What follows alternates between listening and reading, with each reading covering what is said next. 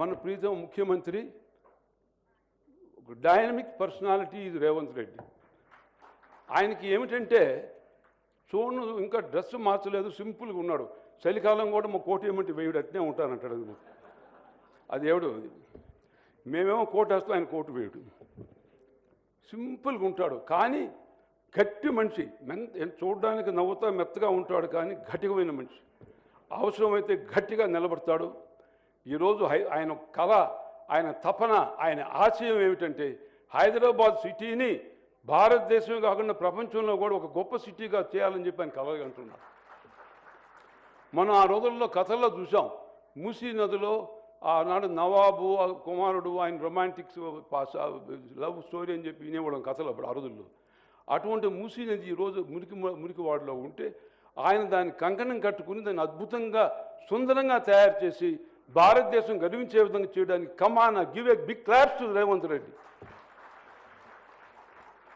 ఇక ఆఖరిగా ఒక్క విషయం చెప్పాలి. విద్యాసాగర్ రావు గారు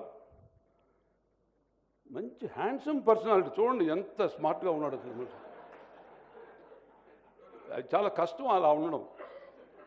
ఆయన ఏం టీవీగా తొణకడు.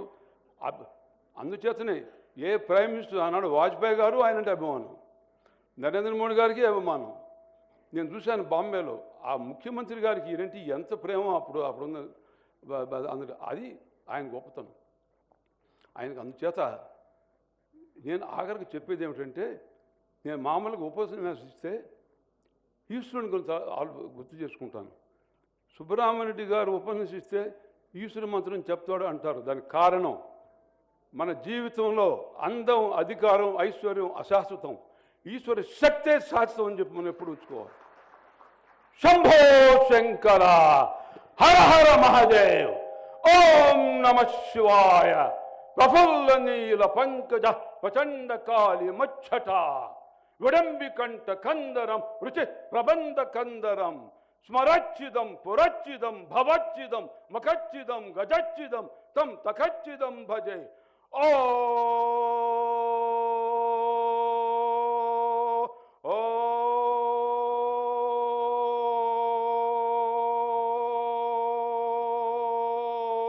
నమ శివాయ.